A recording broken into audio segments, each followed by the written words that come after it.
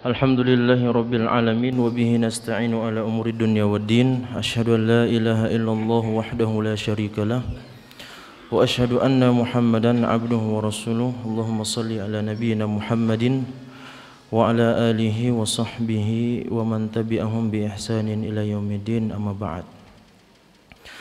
Ikhwah sekalian yang dirahmati oleh Allah Subhanahu wa taala, Ustadz kita, Ustadz Yusran hafizahullah ta'ala, saat sekarang ini sedang ada di Jakarta. Beliau ada keperluan sehingga kami diminta untuk menggantikan beliau untuk mengisi pada kesempatan malam hari ini. Dan ini juga karena tiba-tiba sehingga kita mungkin tidak akan melanjutkan pembahasan hadis yang dibahas oleh Ustadz kita atau kitab Riyadhus Shalihin. Namun kita ingin melihat atau menjelaskan sedikit tentang salah satu dari tanda-tanda akhir zaman, yang mungkin tanda ini diantara hal yang paling banyak tanda tanya besarnya, meskipun mereka sebenarnya sudah hidup ribuan tahun sebelum kita semuanya dilahirkan. Mereka sudah ada dan keberadaan mereka adalah sebuah kebenaran, sebuah hak, dan mereka akan keluar ketika Allah Subhanahu wa taala akan telah mengizinkan kepada mereka untuk keluar sekali lagi ke muka bumi ini. Ada yang tahu siapa mereka?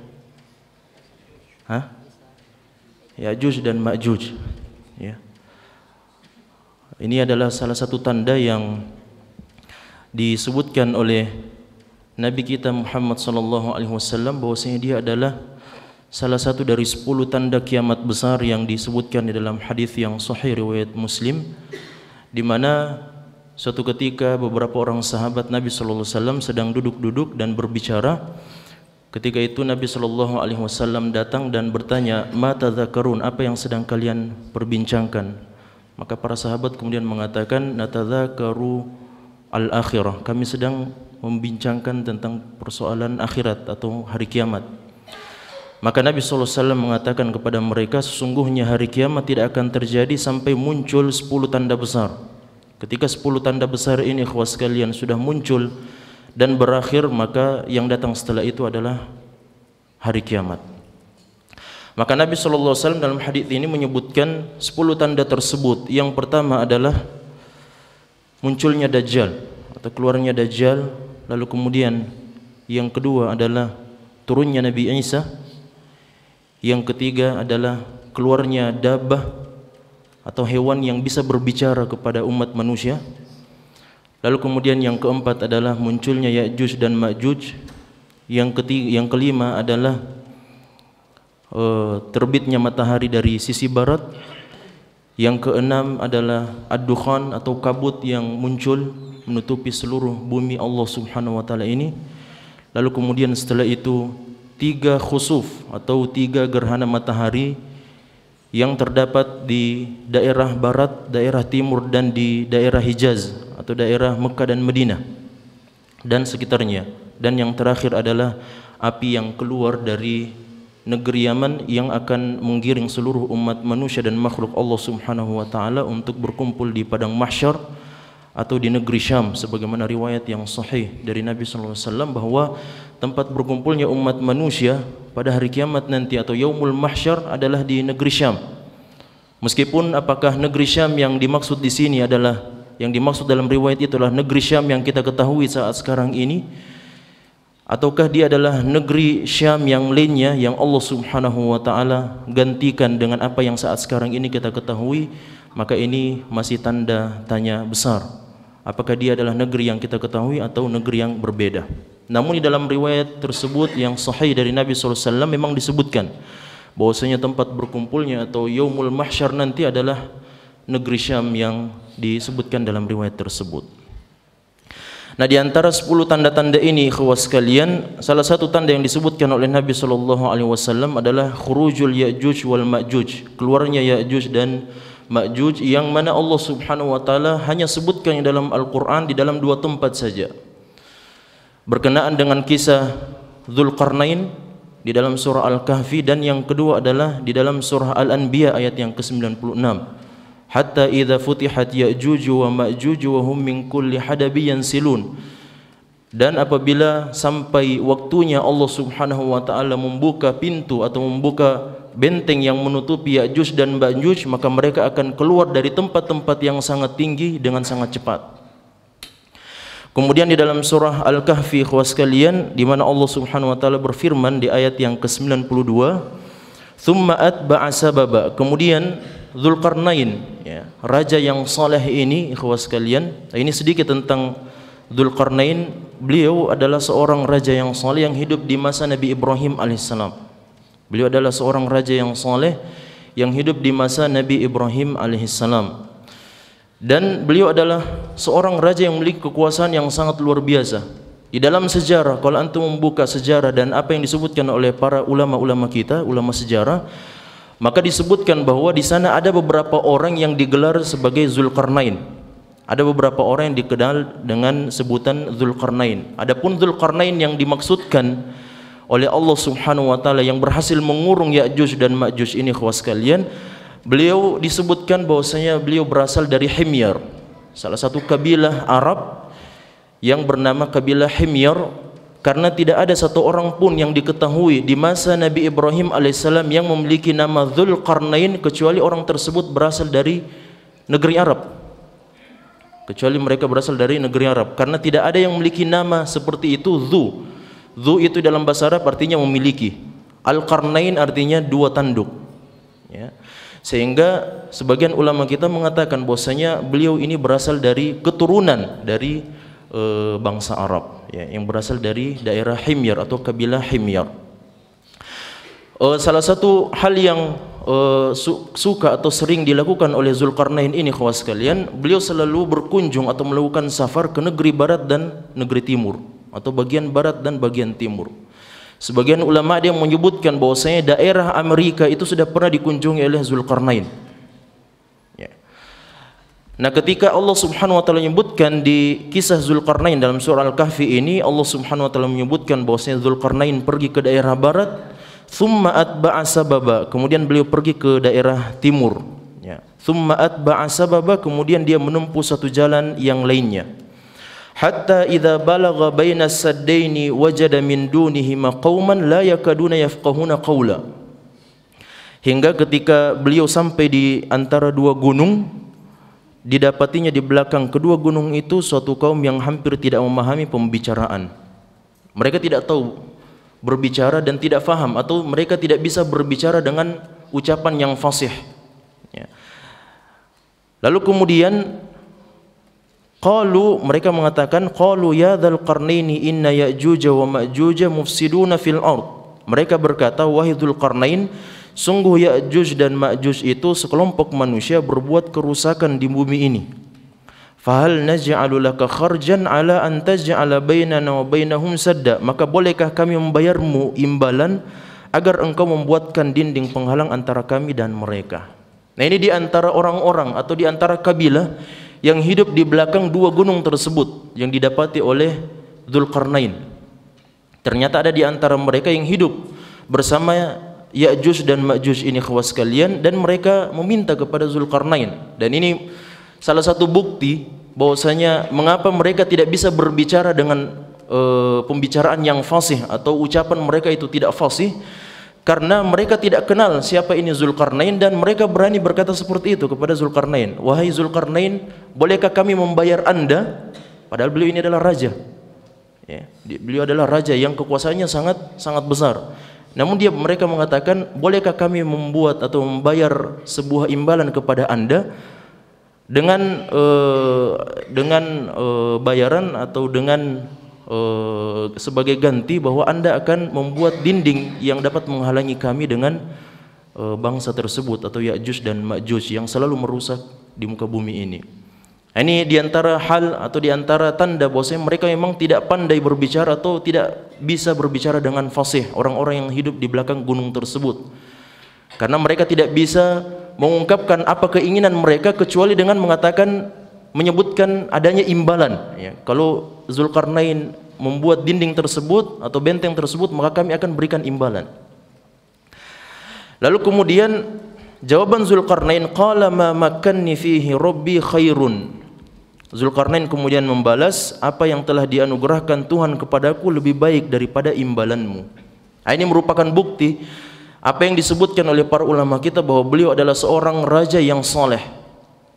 Karena beliau diberikan karunia oleh Allah, kekuatan oleh Allah, dan diberikan kekuasaan oleh Allah Subhanahu wa taala, namun dengan kekuasaan itu beliau tidak berlaku sombong sebagaimana Fir'aun dan Qarun. Ketika Fir'aun diberikan kekuasaan oleh Allah, dia sombong di hadapan Nabi Musa dan Bani Israel.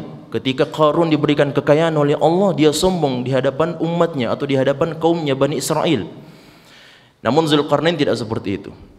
Ketika mendengarkan ucapan dari kaum tersebut, maka beliau mengatakan, sesungguhnya apa yang dianugerahkan Tuhanku itu jauh lebih afdal dan lebih baik dibandingkan imbalan yang akan kalian berikan kepada saya.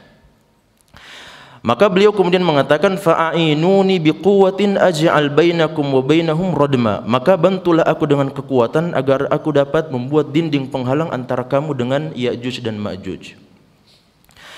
Kemudian beliau mengatakan, atuni zubaral hadid, berikan aku potongan-potongan besi, hatta idza sawa bainas sadafaini qala anfukhu, hingga ketika potongan besi itu telah terpasang sama rata dengan kedua puncak gunung tersebut, maka Zulkarnain kemudian berkata, tiuplah, ya, tiuplah api itu, hatta idza ja'alahu nara qala atuni ufriq alaihi qitra. Apabila setelah dia ditiup lalu kemudian besi itu sudah berubah menjadi merah seperti api, maka dia pun berkata, berilah aku tembaga yang mendidih itu agar kutuangkan ke atasnya atau di atas besi panas itu.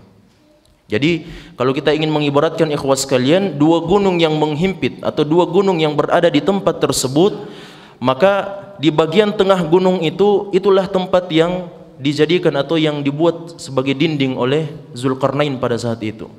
Nah, sebenarnya kalau kita ingin melihat, ada sekarang foto pencitraan dari satelit atau Google satelit ikhwas sekalian, ada sebuah daerah yang sangat menyerupai bentuk gunung yang dimaksud oleh ayat ini di dalam surah Al-Kahfi ini.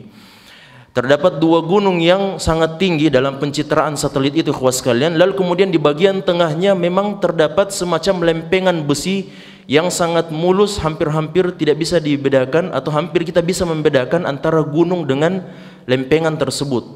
Ya, ibaratnya kalau bagian dua gunung tersebut memiliki batuan-batuan yang menonjol keluar dan ke dalam, maka bagian yang di tengahnya itu ibarat seperti lempengan yang sangat mulus. Ini adalah temuan yang paling terbaru ketika umat manusia atau orang-orang yang saat sekarang ini berusaha mencari di mana tempat keberadaan Ya'juj dan Ma'juj sebenarnya. Kemudian di ayat yang berikutnya Allah Subhanahu wa taala berfirman, famasta'u ay yadhharuhu wa mastata'u lahu naqba. Maka mereka Ya'juj dan Ma'juj tidak dapat mendakinya dan tidak dapat pula melubanginya. Qala hadza rahmatun min rabbi fa idza jaa wa'du rabbi ja'alahu dakkaa wa kana wa'du rabbi haqqan. Zulkarnain berkata, dinding ini adalah rahmat dari Tuhanku, maka apabila janji Tuhanku sudah datang, dia akan menghancur luluhkannya dan janji Tuhanku itu benar. Ini ibarat kalau orang-orang Jepang buat bendungan Bili-Bili, ya, mereka sudah perhitungkan ini berapa tahun bisa bertahan bendungan Bili-Bili. Ini juga hampir sama dengan Zulkarnain. Buatan beliau ini tentu saja ada masanya, ada jangka waktu expirednya, yaitu ketika Allah Subhanahu wa taala sudah mengizinkan mereka Ya'juj dan Ma'juj untuk keluar dan melakukan kerusakan di muka bumi ini. Kemudian Nabi SAW di dalam beberapa hadis beliau menyebutkan tentang persoalan Ya'juj dan Ma'juj ini ikhwas sekalian. Di antaranya adalah hadis yang sahih riwayat Muslim dari Ummu Salamah. Suatu ketika tatkala Nabi SAW sedang tidur bersama Ummu Salamah istri beliau, maka beliau tiba-tiba saja bangun dan mengatakan seperti ini, la ilaha illallah wailul lil arab min syarrin qad iqtarab. Nabi SAW bersabda ketika Ummu Salamah tiba-tiba terbangun juga mendengarkan sabda Nabi SAW, kecelakaan bagi bangsa Arab, min syarrin qad iqtarab, dari keburukan yang sudah semakin dekat. Keburukan yang dimaksud di sini kawan sekalian adalah tentang hari kiamat, dekatnya hari kiamat. Lalu kemudian beliau mengatakan laqad futihal yawma min radmi Ya'juj mithlu hadhihi. Kemudian beliau sallallahu alaihi wasallam membentuk seperti lingkaran sebesar ini khawas sekalian, dan beliau mengatakan sungguh pada hari ini telah terbuka dindingnya Ya'juj dan Ma'juj sebesar ini. Sebesar ini. Lalu kemudian Ummu Salamah mengatakan, "Ya Rasulullah, anahlik wa fina salihun." Wahai Rasulullah, apakah kami akan binasa padahal di tengah-tengah kami ada orang-orang yang saleh, yaitu para sahabat? Maka Nabi SAW mengatakan, "Na'am idza kathural khabath." Iya, kalian akan binasa walaupun di tengah-tengah kalian ada orang-orang yang saleh, ada orang-orang yang taat. Namun kalau sudah tidak ada lagi orang-orang yang melakukan perbaikan dan muslihun, dan semakin banyak al-khabath, perbuatan zina dan kemaksiatan yang lainnya, maka pada saat itu kebinasaan bisa menghampiri umat tersebut. Nah, ikhwas sekalian dirahmati oleh Allah Subhanahu wa taala, ini di antara riwayat yang disebutkan dari Nabi sallallahu alaihi wasallam. Di sana ada riwayat yang lainnya tentang Ya'juj dan Ma'juj yang menyebutkan ciri, dan ini adalah di antara hadis yang sahih dari Nabi sallallahu alaihi wasallam. Karena di sana ada banyak hadis yang lemah, bahkan ada hadis yang palsu dari Nabi sallallahu alaihi wasallam yang menyebutkan tentang ciri-ciri Ya'juj dan Ma'juj ini. Nah, di antara hadis yang sahih ini ikhwas sekalian adalah ciri-ciri wajah mereka dan warna kulit mereka. Ya, dan ini disahihkan oleh Ibnu Hajar Al-Asqalani rahimahullah taala dalam Fathul Bari, bahwasanya Ya'juj dan Ma'juj ini ikhwas sekalian, mereka memiliki kulit yang berwarna merah, lalu kemudian mata mereka sipit, ya. Jangan dibayangkan warga negara tertentu, ya. Ini kita sebutkan ciri-ciri yang memang disebutkan oleh Nabi SAW. Hidung mereka pesek, lalu kemudian dahi mereka lebar, dan kulit mereka tebal. Ini kira-kira sudah bisa ditebak siapa, ya? Iya, sudah bisa ditebak. Bahkan para ulama kita sudah menyebutkan bahwasanya ciri-ciri yang disebutkan tentang Ya'juj dan Ma'juj ini memang sangat persis dan sangat mirip dengan orang-orang yang tinggal di bagian Asia Timur. Bukan Asia Tengah atau Asia Timur. Ya, daerah Cina. Ya. Iya. Daerah Cina atau pedataran Cina, Tartar dan Mongol. Ini adalah ciri bentuk wajah yang paling mirip dengan apa yang disebutkan oleh Nabi kita Muhammad sallallahu alaihi wasallam. Seakan-akan wajah mereka, kata Nabi sallallahu alaihi wasallam, kalmijanil mutraqah, seperti sebuah tameng. Tahu tameng, ya? Perisai yang dipakai oleh seorang mujahid untuk melindungi dirinya, ya. Satu tangannya itu menggunakan pedang, yang satunya menggunakan atau memegang tameng. Tameng ini kan bentuknya lonjong seperti ini, ya. Kalmijanil mutraqa, itu seperti tameng yang dipukul. Kalau lihat tameng yang dipukul ikhwas sekalian, maka tameng itu pasti akan gepeng, ya.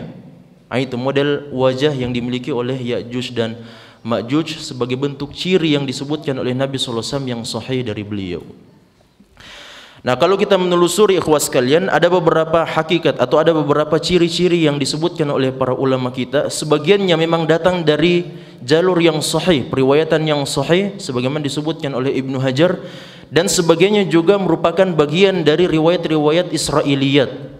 Ya, di antaranya Ya'juj dan Ma'juj ini adalah dua bangsa besar umat manusia yang merupakan keturunan langsung dari Nabi Ya'qub alaihissalam. Jadi Nabi Ya'qub alaihissalam ini khawas sekalian, bukan Nabi Ya'qub, Nabi Nuh alaihissalam. Ya, Nabi Nuh alaihissalam. Karena kita semuanya ini kembali kepada dua keturunan. Yang pertama adalah keturunan Nabi Adam dan Hawa alaihissalam, dan yang kedua adalah kembali kepada keturunan Nabi Nuh alaihissalam. Kita semuanya secara keseluruhan. Karena di dalam Al-Quran Allah subhanahu wa ta'ala sebutkan ketika banjir bandang itu datang dan menimpa umat Nabi Nuh alaihissalam, maka banjir bandang itu sebagaimana disebutkan oleh para ulama kita semuanya kena. Seluruh dunia ini banjir ikhwas sekalian, dan bukan daerah tempat tinggal umat Nabi Nuh saja, tapi seluruh dunia itu kena banjir bandang tersebut. Makanya Allah subhanahu wa ta'ala mengatakan waja'alnahum humul baqin, dan kami jadikan keturunan Nabi Nuh alaihissalam mereka lah yang tersisa. Tidak ada yang tersisa kecuali keturunan Nabi Nuh alaihissalam dan orang-orang yang ikut di dalam perahu Nabi Nuh alaihissalam. Nah, para ulama kita menyebutkan bahwa Nabi Nuh alaihissalam hanya memiliki 4 orang anak. Yang pertama adalah Kan'an yang meninggal sebagai orang yang kafir kepada Allah Subhanahu wa taala ketika diajak oleh bapaknya sendiri untuk naik ke dalam bahtera, namun beliau kemudian mengatakan, saya akan sa'awi ila jabalin ya'simuni minal ma, saya akan berlindung dan naik ke puncak gunung ini yang akan melindungi saya dari air ini. Ya, lalu kemudian beliau meninggal dunia atau dia meninggal dunia dalam keadaan tenggelam. Kemudian ikhwas sekalian, anak yang kedua atau anak yang lainnya bernama Samun. Nah, dari anak beliau ini Samun lahir 3 bangsa besar. Yang pertama adalah bangsa Arab, yang kedua adalah bangsa Romawi, dan yang ketiga adalah bangsa Persia. Nah, ini 3 bangsa yang lahir dari keturunan Nabi Nuh alaihissalam yang bernama Samun. Yang ketiga adalah Hamun. Ini mirip-mirip Samun dan Hamun. Hamun ini lahir dari beliau 3 bangsa besar juga. Yang pertama adalah bangsa Sudan, yang kedua adalah bangsa Barbar, dan yang ketiga adalah bangsa Al-Qibtu atau Kiptia, orang-orang yang hidup di daerah Mesir dan sekitarnya. Ini bangsa Kiptia, disebut sebagai bangsa Kiptia. Nah, 3 bangsa ini lahir dari keturunan Nabi Nuh alaihissalam yang bernama Hamun.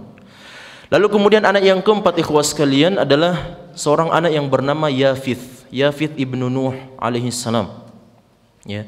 Yafith inilah yang kemudian dari beliau inilah muncul bangsa Mongol, Tartar, dan Ya'juj dan Ma'juj.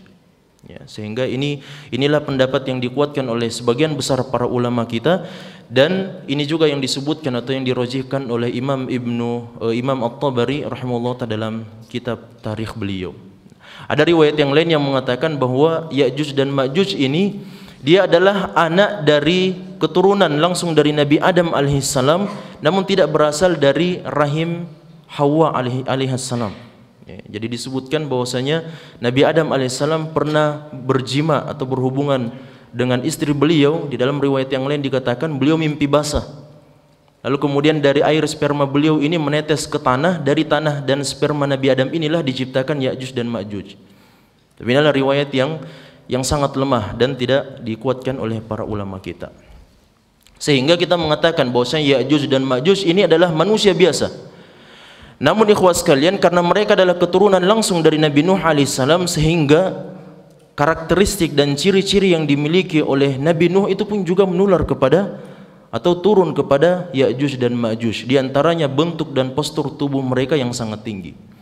Sehingga Ibnu Hajar meriwayatkan bahwasanya mereka ini, Abdullah bin Amr meriwayatkan dari riwayat Israiliyat bahwasanya mereka ini memiliki 3 jenis postur tubuh ikhwas sekalian. Yang pertama ada yang sangat kecil. Ada yang sangat kecil. Kemudian yang kedua ada yang tingginya dan lebarnya 2 kali 2 meter. Ini saja sudah mirip seperti Yao Ming ya. Tahu Yao Ming ya? Ya, pemain basket NBA. Ini kan 2 meter. Tapi ini cuma tingginya saja, lebarnya 2 meter juga. Jadi bisa dibayangkan 2 kali 2 meter. Lalu kemudian ikhwas sekalian, yang paling tinggi dari Ya'juj dan Ma'juj ini adalah kasyajaratil arzi, seperti pohon araz atau pohon cedar. Pernah lihat pohon cedar? Tingginya ini kurang lebih yang normal 30 sampai 45 meter. Ya. Maka ini di antara bentuk postur tubuh atau tinggi dari Ya'juj dan Ma'juj disebutkan oleh Abdullah bin Amr radhiyallahu anhuma. Kemudian riwayat yang lain ada yang mengatakan bahwasanya tingginya 1 kali 1 meter, 2 kali 2 meter, dan 3 kali 3 meter. Ini tinggi yang dimiliki oleh Ya'juj dan Ma'juj karena mereka adalah keturunan langsung dari Nabi Nuh alaihissalam, dan kita mengetahui jarak antara Nabi Nuh dengan Nabi Adam itu tidak terlalu jauh jaraknya. Sedangkan yang kita ketahui dari riwayat-riwayat yang ada bahwasanya Nabi Adam alaihissalam ini tingginya sekitar 60 hasta, 60 meter kurang lebih tinggi beliau. Ya, lalu kemudian semakin lama semakin dekat dengan akhir zaman semakin turun tinggi badan umat manusia sampai saat sekarang kita ini. Ya, semakin pendek kita. Ya. Kemudian ikhwan sekalian, di antara riwayat yang disebutkan bahwasanya mereka ini adalah orang-orang yang memiliki kekuatan yang luar biasa, dan mereka tidak kenal ada yang namanya sistem pernikahan. Mereka tidak kenal ada yang namanya sistem pernikahan. Mereka berjima dan berhubungan dengan siapapun yang mereka lihat. Siapapun yang bisa dihamili mereka akan lakukan itu. Siapapun yang bisa diperkosa maka mereka akan berbuat itu. Sehingga dalam riwayat yang sahih disebutkan bahwasanya salah seorang dari mereka Ya'juj dan Ma'juj ini kawan sekalian tidak pernah ridha sampai mereka melihat ada 1000 orang keturunan mereka. Dari satu orang laki-laki Ya'juj dan Ma'juj harus ada 1000 orang keturunannya. Ya, entah ini maksudnya bahwa jumlah mereka itu sangat banyak atau mereka memang tidak pernah ridha kecuali mereka harus melihat jumlah keturunannya itu 1000 orang. Ini juga yang disebutkan oleh Nabi Shallallahu Alaihi Wasallam atau di dalam riwayat yang lain bahwasanya bangsa jin dan manusia itu ada 10 jenis. 99 jenisnya itu berasal dari Ya'juj dan Ma'juj dan 1 jenisnya untuk bangsa manusia dan jin. Sebagaimana permisalan yang disebutkan dalam riwayat yang lain bahwasanya kalau ada 1000 orang yang masuk ke dalam neraka Allah Subhanahu wa taala, maka 999-nya itu berasal dari bangsa Ya'juj dan Ma'juj. 1 orangnya itu berasal dari umat manusia yang masuk neraka. Karena apa? Karena jumlah mereka yang memang sangat besar, jumlah mereka yang sangat banyak. Sehingga jumlah yang sangat banyak inilah kawan sekalian yang menjadikan Nabi Isa alaihissalam merasa khawatir dan takut dan diperintahkan oleh Allah Subhanahu wa taala untuk memerintahkan kaum mukminin yang ikut berperang melawan Dajjal pada saat itu agar mereka bersembunyi dalam Jabal Tur, tempat di mana Nabi Musa alaihissalam menerima wahyu pertama dari Allah Subhanahu wa taala. Ini Jabal Tur yang disebutkan dalam surah At-Tin yang dibaca oleh Ustaz Hasbin tadi. Nah, ikhwas sekalian, ketika Ya'juj dan Ma'juj sudah turun dan keluar dari tempat persembunyian mereka atau tempat dikurungnya mereka, maka pada saat itu Nabi Isa alaihissalam memerintahkan seluruh kaum mukminin untuk bersembunyi dalam Jabal Tur karena jumlah mereka yang sangat banyak. Sampai-sampai Nabi Isa alaihissalam yang berhasil membunuh Dajjal laknatullah alaih, yang sudah diberikan kekuasaan oleh Allah untuk menghidupkan orang yang mati, untuk mematikan orang yang hidup, menumbuhkan tanah yang kering dan mengeringkan tanah yang subur, lalu membawa 2 daerah yang sangat besar. Bagian kanannya adalah surga yang merupakan neraka Allah dan bagian kirinya adalah neraka yang merupakan surga dari Allah Subhanahu wa taala. Kekuasaan yang sangat luar biasa yang diberikan oleh Allah kepada Dajjal laknatullah alaih. Namun pada saat itu ketika keluar Ya'juj dan Ma'juj, Nabi Isa alaihissalam diperintahkan oleh Allah untuk bersembunyi dalam Jabal Tur. Karena tidak ada saat itu yang berhasil, yang bisa untuk menyamai kekuatan Ya'juj dan Ma'juj karena kehebatan mereka dan karena jumlah mereka yang sangat banyak. Nah, di antara riwayat yang disebutkan ikhwas sekalian, Ya'juj dan Ma'juj ini adalah makhluk yang sangat perusak. Sebagaimana surah Al-Kahfi, di dalam surah Al-Kahfi yang kita sebutkan tadi, wa hum mufsiduna fil ard, mereka ini merusak. Kemanapun mereka pergi maka mereka akan merusak. Sampai-sampai di antara daerah yang akan mereka kunjungi atau daerah yang akan mereka lewati ikhwas sekalian adalah Danau Tiberius. Ya, Danau Tiberius ini ketika mereka lewat, orang yang pertama lewat sampai orang yang terakhir lewat, orang yang terakhir dalam riwayat Nabi SAW mengatakan Ya'juj dan Ma'juj ini, orang yang terakhir yang lewat di Danau Tiberia ini ikhwas sekalian akan mengatakan laqad kana fi hadzal makani ma. Sebelum saya sampai di sini sebelumnya ada air ini, tapi sekarang sudah tidak ada. Karena semua bangsa Ya'juj dan Ma'juj ini minum dari tempat yang sama, dari danau yang sama tersebut, maka pada saat itu danau itu kering, tidak tersisa lagi. Kalau mereka melewati sebuah hutan, maka hutan itu akan gundul. Mereka melewati sebuah perkampungan, maka mereka semuanya akan dibinasakan. Sampai-sampai di dalam sebuah riwayat, dan ini salah satu ciri Ya'juj dan Ma'juj, mereka adalah umat yang sangat sombong. Ketika mereka sudah mengalahkan seluruh penduduk bumi ini sampai Nabi Isa alaihissalam berlindung ke Jabal Tur dan kaum mukminin, maka mereka kemudian melempar anak panah dan melemparkan tombak mereka ke langit, lalu kemudian dengan takdir Allah Subhanahu wa taala, anak panah dan tombak yang mereka lemparkan ikhwas sekalian secara bersamaan itu semuanya kembali ke tangan mereka dalam keadaan berdarah. Ya, meneteskan tetesan-tetesan darah. Lalu kemudian mereka mengatakan qad qaharna ala ahlil ardi wa alauna ala ahlis sama. Kami sudah membumi hanguskan atau mengalahkan seluruh penduduk bumi ini, dan sekarang kami sudah merajai orang-orang yang atau malaikat-malaikat Allah yang hidup di langit Allah Subhanahu wa taala. Ini karena kesombongan mereka.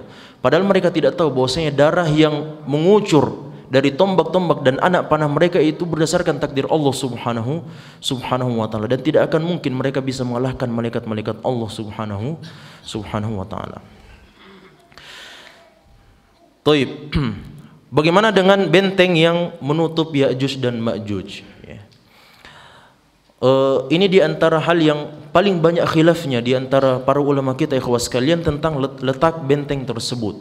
Sebagian ada yang mengatakan bahwasanya benteng tersebut terletak di dataran Cina. Terletak di dataran Cina, tapi bukan tembok Cina. Karena tembok Cina ini kan belakangan. Ya, belakangan baru dibuat, ya. Sebagian ulama ada yang menyebutkan bahwasanya benteng Ya'juj dan Ma'juj ini berada di bawah tanah sehingga mereka tidak kelihatan. Saat sekarang ini berada di bawah tanah. Sebelumnya di masa Zulkarnain dia berada di atas tanah tentu saja, terletak di belakang dua gunung ini.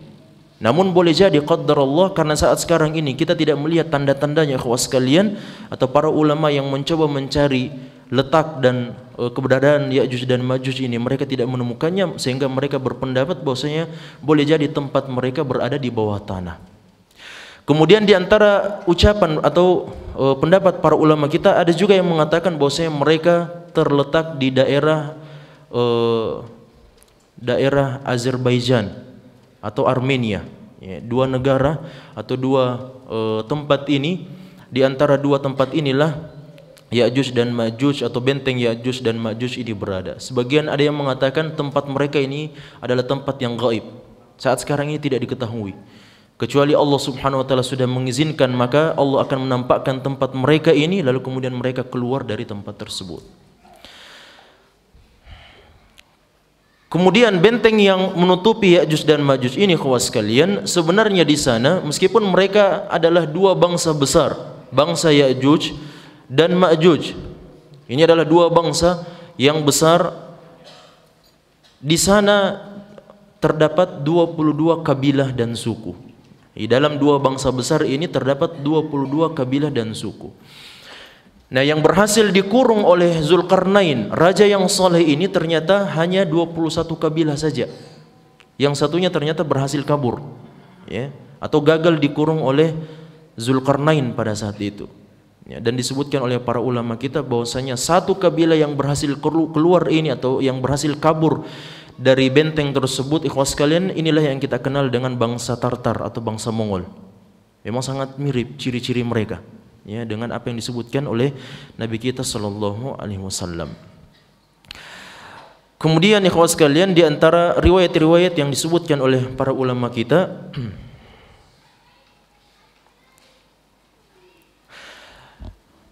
berdasarkan sebuah riwayat yang disebutkan oleh Nabi kita Muhammad sallallahu alaihi wasallam, bahwasanya Ya'juj dan Ma'juj ini setiap harinya mereka berusaha untuk membongkar dan menggali benteng yang menutupi mereka.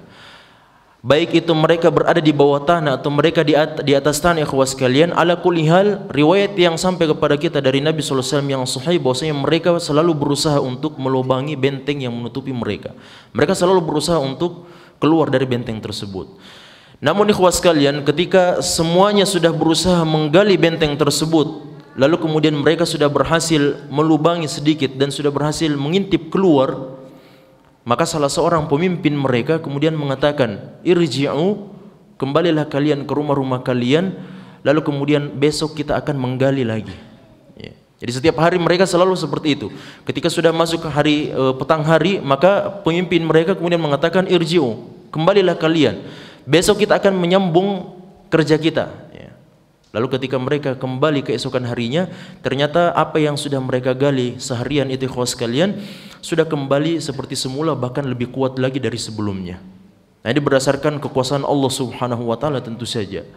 Namun ketika akhir zaman nanti, kata Nabi SAW, Allah subhanahu wa ta'ala sudah mengizinkan mereka untuk keluar sebagai salah satu tanda dari 10 tanda hari kiamat besar ini kawan sekalian, maka mereka kemudian ketika mereka menggali pada hari itu, lalu mereka sudah berhasil mengintip keluar, lalu pemimpin mereka mengatakan, kembalilah kalian, kita akan menggali keesokan harinya insyaallah. Nah, ternyata dengan takdir Allah subhanahu wa ta'ala, pemimpinnya ini mengucapkan insyaallah, kita kembali malam hari ini, kita pulang tidur, lalu besok kita akan kembali menggali insyaallah. Nah, ketika dia sudah mengatakan insyaallah, maka keesokan harinya mereka kembali, mereka sudah mendapati apa yang mereka kerjakan itu tidak tertutup semula atau tidak kembali seperti keadaan semula. Namun mereka berhasil menggali dan mereka bisa keluar dari benteng yang menutupi mereka, dan berlakulah firman Allah Subhanahu wa taala, hatta idza futihat ya'juj wa ma'juj wa hum min kulli hadabin yansilun. Dari gunung-gunung yang tinggi itulah mereka kemudian turun dengan sangat cepat, ibarat air bah. Air bah kalau dituang dari tempat yang tinggi, kita bisa membayangkan bagaimana cepatnya air itu mengalir. Maka seperti itu jugalah Ya'juj dan Ma'juj yang akan melakukan kerusakan di muka bumi ini. Nah, Ya'juj dan Ma'juj ini khawas sekalian, di antara rentetan tanda-tanda kiamat besar yang disebutkan oleh Nabi SAW, karena ada khilaf yang sangat panjang di antara para ulama kita tentang rentetan mana yang lebih dahulu dari 10 tanda hari kiamat besar ini.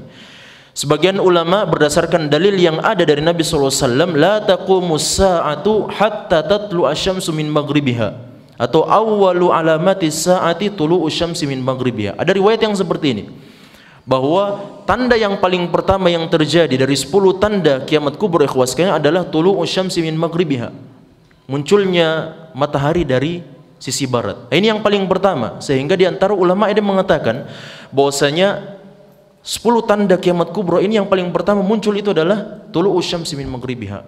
Ya, jadi ini mudah-mudahan bisa meriset atau memperbaiki settingan pemikiran kita selama ini, bahwa hari kiamat itu kalau sudah terbit matahari dari barat itu berarti besok sudah akan terjadi hari kiamat. Kan seperti ini biasanya kita memahaminya. Namun ternyata berdasarkan riwayat tersebut, justru tanda yang paling pertama muncul ikhwas sekalian adalah tulu'u syamsi min maghribiha, munculnya matahari dari sisi barat. Ini berdasarkan sebagian pendapat ulama kita. Meskipun pendapat yang lebih dikuatkan oleh para ulama kita di antara adalah Syekh Utsaimin, bahwasanya tulu'u syamsi min maghribiha, munculnya matahari dari sisi barat ini tidak akan terjadi kecuali setelah meninggalnya atau wafatnya Ya'juj dan Ma'juj. Sehingga para ulama kita mengatakan ini di antara khilaf yang diperselisihkan oleh para ulama kita tentang tartib atau rentetan urutan yang akan terjadi dari 10 tanda hari kiamat besar ini kawan sekalian. Mereka mengatakan yang paling pertama itu adalah munculnya Dajjal. Ini yang paling pertama. Lalu sebelumnya tentu saja adalah munculnya Imam Mahdi, tapi ini tidak masuk dalam 10 tanda kiamat kubra itu. Tidak masuk Imam Mahdi. Yang pertama adalah keluarnya Dajjal laknatullah alaih, lalu kemudian turunnya Nabi Isa alaihissalam yang akan bergabung dengan pasukan kaum muslimin yang dipimpin oleh Imam Mahdi, di mana Nabi Isa alaihissalam akan berhasil membunuh Dajjal laknatullah alaih, di mana sebagian riwayat ada yang mengatakan bahwasanya kalau seandainya Allah mau Dajjal melihat Nabi Isa alaihissalam itu saja, Dajjal akan meleleh seperti melelehnya kalau kita memasukkan butiran-butiran garam di dalam air yang panas. Itu kalau Dajjal melihat Nabi Isa alaihissalam, kalau Allah mau, dan itu akan terjadi. Namun qaddarallahu wa ma syaa fa'al, di dalam riwayat mengatakan Allah Subhanahu wa taala menginginkan untuk membuktikan bahwasanya Nabi Isa alaihissalam kelak akan membunuh Dajjal laknatullah alaih, yang menunjukkan bahwasanya usaha umat manusia ini bisa memberikan perubahan. Sehingga Nabi Isa alaihissalam kelak akan membunuh Dajjal laknatullah alaih dengan menggunakan tombak beliau. Ya. Dan riwayat ini juga yang menguatkan bahwasanya ilmu teknologi kelak di akhir zaman akan kembali punah. Makanya Nabi kita Muhammad SAW menganjurkan kita untuk mempelajari 3 hal ini yang sangat penting ikhwas sekalian. Yang pertama berkuda, berenang, dan memanah. Ini hal yang sangat penting. Boleh jadi ada di antara kita atau anak-anak kita nanti akan sampai akhir zaman. Boleh jadi kalau kita mengambil pendapat dan menguatkan pendapatnya Imam At-Tabari, Imam As-Suhaili, dan Imam As-Suyuti yang mengatakan bahwa umat Islam usianya tidak akan lebih dari 1400 tahun dan tidak akan lebih dari 1500 tahun. Itu artinya kurang lebih 60 tahun lagi. Ya, kalau kita mengambil pendapat itu, tapi ini adalah pendapat yang lemah. Sehingga ikhwan sekalian, 3 hal ini jangan dilalaikan. 3 sunnah Nabi SAW jangan dilalaikan, karena boleh jadi ilmu teknologi dan alat-alat peperangan yang saat sekarang ini kita ketahui sudah sangat canggih, boleh jadi di akhir zaman nanti akan punah dan umat manusia nanti akan kembali menggunakan pedang, tombak, panah, berkuda dan seterusnya. Sebagaimana riwayat yang mengatakan hal tersebut, bahwa Nabi Isa alaihissalam akan membunuh Dajjal dengan menggunakan tombak beliau. Lalu kemudian setelah munculnya atau turunnya Nabi Isa alaihissalam dan beliau berhasil untuk membunuh Dajjal, maka keluarlah Ya'juj dan Ma'juj. Ya'juj dan Ma'juj, setelah mereka keluar, maka Nabi Isa alaihissalam akan memerintahkan kaum mukminin pada saat itu untuk bersembunyi. Setelah itu ikhwas sekalian, lalu kemudian Nabi Isa alaihissalam berdoa kepada Allah Subhanahu wa taala, karena tidak ada yang bisa mengalahkan Ya'juj dan Ma'juj ini. Tidak ada sama sekali.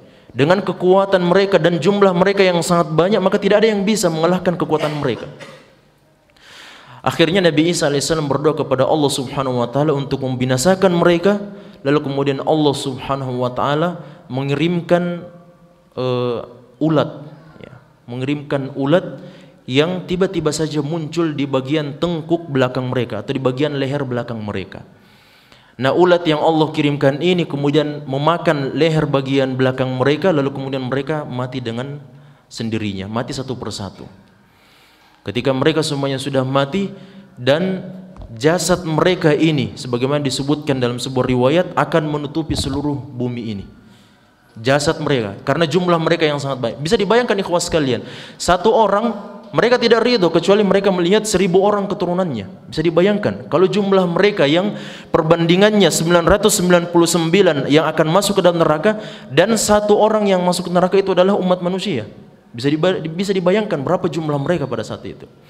Sehingga ketika mereka semuanya sudah meninggal dunia, sudah mati dengan ulat yang dikirim oleh Allah Subhanahu wa taala untuk memakan tengkuk bagian leher belakang mereka, maka seluruh bumi Allah Subhanahu wa taala akan tertutupi oleh jasad mereka. Lalu kemudian pada saat itu Allah Subhanahu wa taala dengan takdirnya akan menurunkan hujannya yang akan menyapu bersih seluruh jasad tersebut, dan tidak tersisa lagi dari jasad-jasad tersebut. Lalu kemudian bumi Allah Subhanahu wa taala akan kembali subur dan akan kembali hijau setelah dirusak dan dikeringkan oleh bangsa Ya'juj dan Ma'juj ini. Setelah itu ikhwas sekalian, umat manusia, orang-orang yang mengikuti Imam Mahdi setelah terbunuhnya Imam Mahdi tentu saja, dan setelah Nabi Isa alaihissalam keluar kembali ke muka bumi ini karena mengetahui bahwasanya Ya'juj dan Ma'juj sudah mati secara keseluruhan, maka mereka akan kembali hidup sebagaimana mestinya atau sebagaimana biasanya. Namun setelah berlalu beberapa waktu lamanya ikhwas sekalian, maka umat manusia atau sebagian di antara mereka ada yang kembali kufur dan fasik kepada Allah Subhanahu wa taala setelah mereka beriman, dan sebagian mereka ada yang kembali menyembah berhala dan seterusnya. Lalu kemudian semakin sedikit, semakin dekat dengan akhir zaman, maka akan semakin sedikit orang-orang yang beriman kepada Allah Subhanahu wa taala. Ketika sudah semakin sedikit orang-orang yang beriman kepada Allah, maka muncullah tanda yang keempat, yaitu ad-dukhan. Muncullah tanda yang keempat, yaitu ad-dukhan atau kabut yang menutupi seluruh muka bumi ini. Lalu setelah itu muncul ad-dabah atau keluarlah ad-dabah, hewan melata yang bisa berbicara kepada umat manusia. Bisa berbicara kepada umat manusia. Sebagian ulama dia mengatakan bahwa hewan dabah ini atau hewan melata ini dia adalah hewan al-jassasah yang disebutkan di dalam hadis Tamim Ad-Dari radhiyallahu taala anhu. Ya, antum tahu semua ya, hadis Tamim Ad-Dari ketika beliau dan orang-orang Nasrani dari kaum Tamim Ad-Dari sebelum beliau masuk Islam, perahu beliau kan pecah dan beliau terombang-ambing di laut, akhirnya beliau terdampar di sebuah pulau. Ketika mereka tersadarkan dari pingsan mereka, maka mereka, makhluk yang paling pertama mereka temui di pulau tersebut adalah hewan yang tidak diketahui mana depan dan mana belakangnya, seperti cacing. Kan cacing tidak tahu ya mana depan mana belakangnya. Itu seperti cacing itu tidak diketahui mana depan dan mana belakangnya, karena jassasa ini khawas sekalian adalah hewan melata yang dipenuhi oleh bulu, sehingga tidak diketahui mana muka dan mana belakangnya, mana kepala dan mana ekornya. Lalu kemudian hewan jassasa ini berbicara kepada Tamim Ad-Dari dan bertanya, siapa kalian ini? Maka Tamim Ad-Dari mengatakan, kami adalah orang-orang Nasrani yang datang dan terdampar ke tempat ini. Lalu kemudian hewan jassasa ini mengatakan, sesungguhnya di dalam pulau ini, di dalam gua tersebut terdapat seseorang yang sangat ingin berjumpa dengan kalian, dan orang yang dimaksud adalah Dajjal laknatullah alaih. Nah, sebagian ulama dia mengatakan bahwa dabah yang muncul sebagai tanda yang kelima hari kiamat kubra ini khawas kalian itulah hewan jassasa yang ditemui oleh Tamim Ad-Dari. Namun sebagian ada yang berpendapat bahwasanya dia adalah hewan yang lainnya. Kemudian yang keenam ikhwas sekalian, setelah itu barulah muncul atau terbitlah matahari dari sisi barat. Dan inilah riwayat yang atau pendapat yang lebih banyak dikuatkan oleh para ulama kita, bahwa dia adalah tanda yang keenam. Tulu'u syamsi min maghribiha, munculnya matahari dari sisi barat, ini adalah tanda yang keenam, yang menandakan bahwasanya sebagian besar orang yang hidup pada saat itu adalah orang-orang yang tidak beriman kepada Allah Subhanahu wa taala. Karena ketika matahari sudah terbit dari sisi barat, itu berarti orang-orang yang kafir pada saat itu dan ingin beriman kepada Allah tidak lagi diterima keimanan mereka. Lalu setelah itu muncul 3 tanda berikutnya, atau muncul gerhana matahari yang berada di daerah barat, daerah timur, dan di Ardul Hijaz, di daerah Mekah dan Madinah.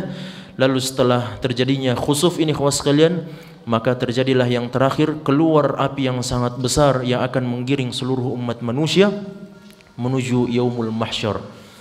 Dengannya ikhwas sekalian, maka 10 tanda ini, salah satunya adalah Ya'juj dan Ma'juj sebagai salah satu tanda munculnya atau sebagai salah satu tanda dari kiamat kubro yang 10 yang disebutkan oleh Nabi kita Muhammad sallallahu alaihi wasallam. Mudah-mudahan ada manfaatnya dan bisa memberikan pencerahan kepada kita semua.